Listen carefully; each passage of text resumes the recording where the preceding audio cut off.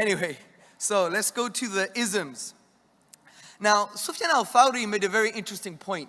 Sufyan al-Thawri, may Allah have mercy on him, essentially said that when a man is used to contemplation, he will learn a lesson from everything. And if we really revive a neglected ibadah in the Quran, which is tadabbur, tafakkur, contemplation and pondering, we will see when we ponder on these isms and schisms, we would really understand that they don't have any intellectual value or basis. And we will see that the Quranic worldview is the strong worldview that is not only rational, but in line with your fitrah, with your innate disposition. So let's go into these isms. The first ism was scientism. Now, what does scientism mean? Scientism essentially says that all truths, for them to be true, have to be proven by science. So science is the only method to render the truth about world and reality. Science is the only way to establish truth.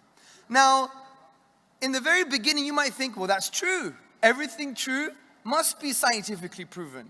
But this is wrong. This is a 1960s outdated philosophical cliche. You don't have philosophers or thinkers or just normal people with a brain saying that everything true must be proven scientifically.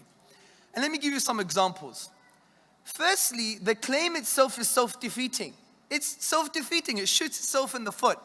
Because to say that science is the only method to form conclusions about the world and reality, that statement itself, it's supposed to be a truthful statement.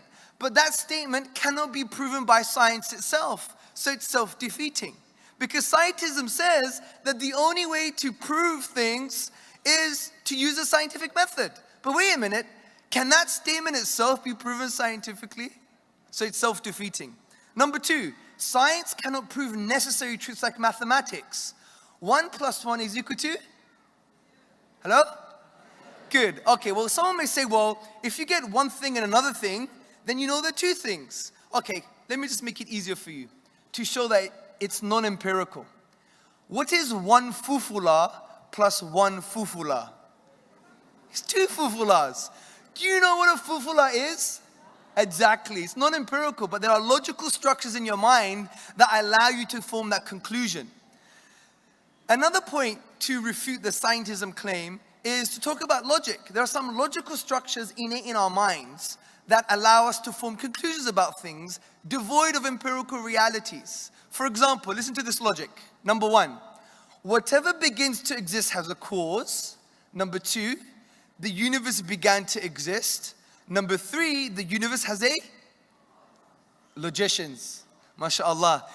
Now that conclusion itself is non-empirical, because what allows us within our minds to form that necessary conclusion? Where is that logical link? It's outside of the empirical domain. It's logical structures in our mind. Science also, or scientism, cannot prove aesthetic and moral truths. Take love, for example. What did the famous poet say about love? When the pen writes of love, it breaks in two, because you can't really express yourself. But according to a materialistic scientific paradigm, love is like having lots of chocolate. Imagine going to your wife and saying, darling, I love you. And she just looks at you scornfully and says,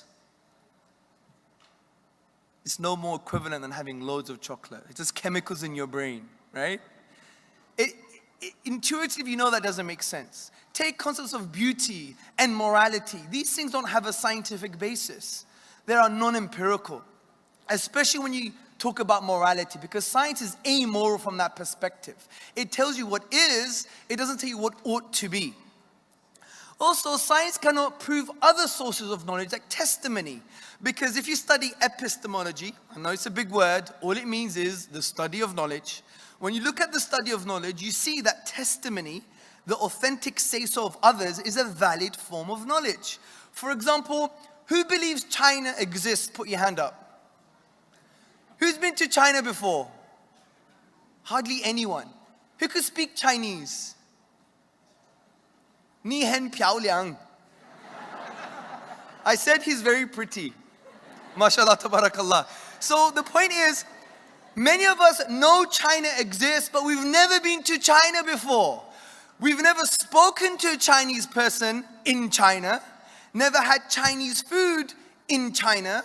All we've seen is someone who looks different that claims to be Chinese, and we've seen some restaurant that says Chinese food, and on Google Maps it says China.